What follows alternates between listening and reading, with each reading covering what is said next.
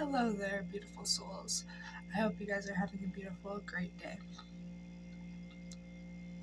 Hi, I'm Sabrina, or Moon Witch of Cats. This is my first video that I'm going to be posting.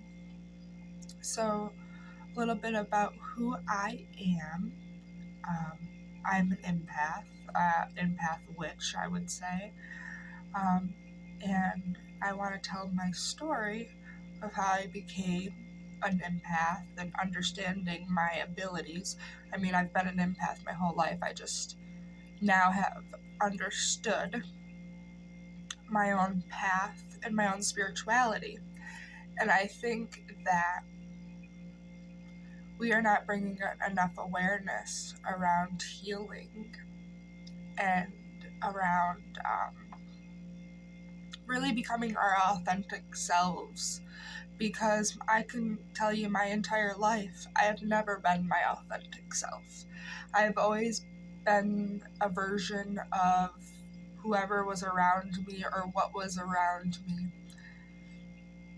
Being an empath, it's very easy to do that. I absorb the energies around me. And when you're not aware of what you are doing, it can cause a lot of harm. So my story. I grew up thinking that my dad did a very harmful thing to me my entire life. These last few years that I've really focused on healing, I found out that it was not what it was, and that I was lied to my entire life, and thought to believe one horrendous thing when it never happened. And one day maybe I'll touch on it more, but to just brush over it, that really created who I was as a person, at such a young age.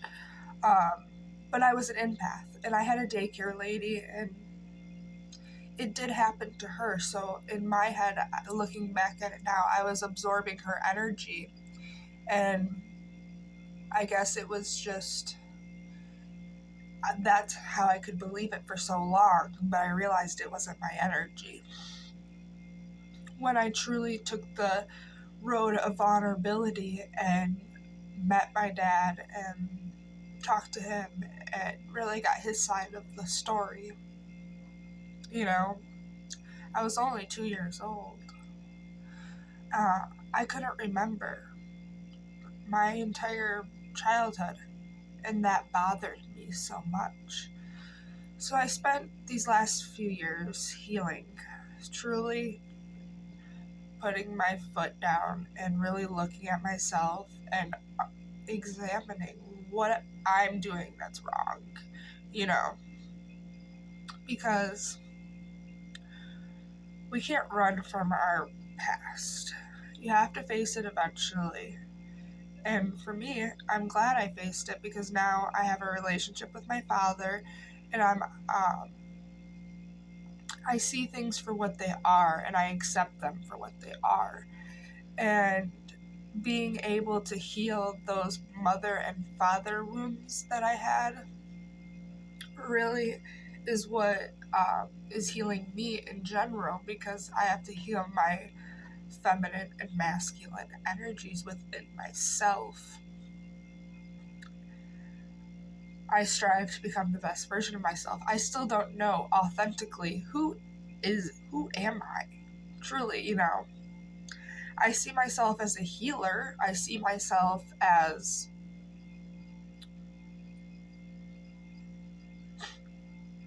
that's what I see myself as.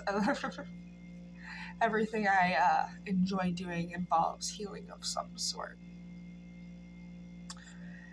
So that defined a lot of who I was, and I made a lot of bad choices in life, and I realize now, if I could go back in time, the only thing I would do differently is stay pure until marriage, because I didn't understand what energy transfer was like.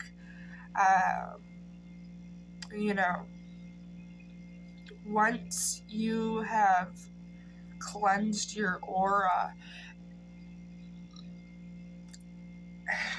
confirmation, I guess, from spirit, once you have cleansed your aura and you are with somebody that's low vibrational, you're bringing your vibration down. And especially when you're trying to heal, you can't be bringing in those other people's karma and those other people's stuff. It's not yours to deal with, you know, but we get lost in this society. Very much we are in the matrix and people need to get out of the matrix. You know, it's very lustful. This society is run by ego, not out of soul. And that's what I've really been trying to do, is break my ego down. And I know some may have been following my story from TikTok. I told my story long ago in a very, I said it as I was healing and learning it myself. In those videos, I was understanding and taking stuff from my subconscious to my conscious without my own knowledge. Looking back, I go, wow, I probably shouldn't have been posting those, but it was very ego-filled. And now I'm trying to live more in my soul and see things as I needed to go through those things, and look at how much strength I have. You know, I could hate these people, but why? Because that's what they would want, right? I don't have hate. I don't put energy towards anger and hate, because what is the point?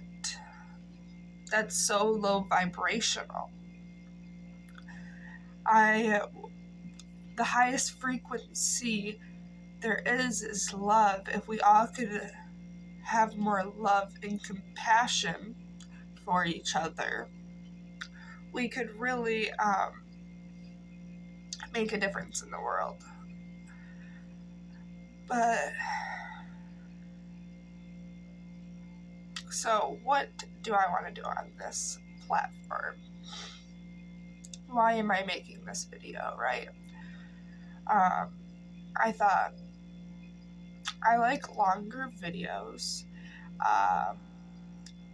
So I'm a witch, obviously, so I do tarot and channeling and different forms of things like that on my TikTok, and I thought I should just go over here because I like longer talks. And I think my favorite thing is just bringing open discussion to a platform and being able to really dissect it and talk about it, because I think as a society and maybe a generation, we need to really come together and see that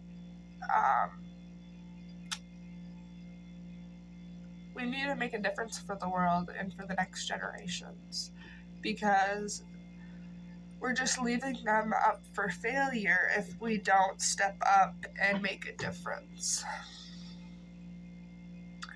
And a lot of it to do is the spiritual warfare that's happening or going to happen.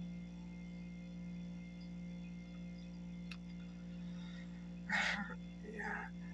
You know, we need to realize we live in a world of magic.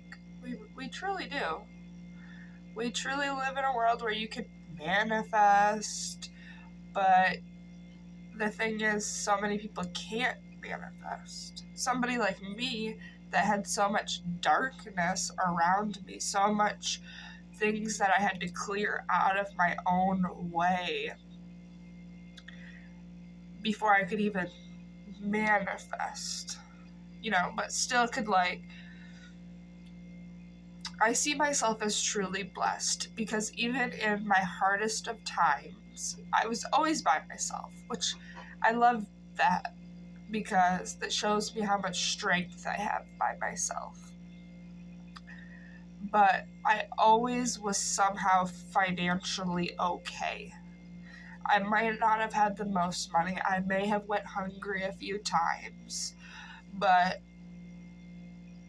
I was always financially okay. And I really believe because karma exists and I strive to be the best person I can be and the most kind, caring person I can be, I believe that's because I have had a lot of good karma come back my way. So God has always made sure to make sure that I'm okay, right? I see myself as a shaman, and most people don't know what a shaman is. But they used to, when we lived in tribes, they used to be known as like the medicine man or woman in the tribe. And you would go to them for knowledge and for healing. And the shamans are known for doing shadow work. It just was 11:11 when I said that. Shadow work, and that's my favorite thing, is going deep and doing inner child work, because I believe that we all have our passion and can get to our soul through our inner child. That's how I got to mine. But I had to do a lot of deep shadow work and a lot of meditation and deep shadow work, pulling stuff from the subconscious into the conscious, to really break that down and examine it. That's also how I healed my ancestral line. As I heal them, right? But I also had to heal things that weren't of me. I had to heal the racism out of my bloodline. I'm not racist, but my bloodline was. So things like that. That's what being the chosen one is all about. You know, people have a lot of talk in the spiritual community about being the chosen one. Well, what does that mean? For me, it means being kind, I think. Most of all, being kind, because I could be as hateful as them. But I think kindness kills more than anything, because when you can go through, I've went through so many deaths and rebirths of myself, and especially like death, like this last one, I completely came back with like no money, and you know, I was really broken. Well, not broken, I wouldn't say, but really in a bad spot financially. And I built myself back up. And, you know, I went through, you know, not having a car, to living back at my mother's house, you know, things like that. But I think all of these things have taught me a little bit about, or is healing the poverty in my bloodline. Because it's in my bloodline, but it's the way that we deal with it truly makes a difference. Being able to accept where you are in the present, and that was my hardest thing. And I think the hardest thing in people's spiritual path when they go on it is staying present in the moment. And I would say also the hardest thing is, for me, was my mental, getting that. I had to clear out so much negativity that was in my subconscious that wasn't of me. It wasn't mine, you know, but I have absorbed it throughout the years. And if you don't, it's like a room. If you have it full of boxes, and you put more every year, there's going to be a time when there's too many boxes in the room. That's how your subconscious is. Sometimes you have to hold on to those things to heal them, to understand your story. And I'm realizing with me, a lot of who I am is a storyteller, right? It's like a part of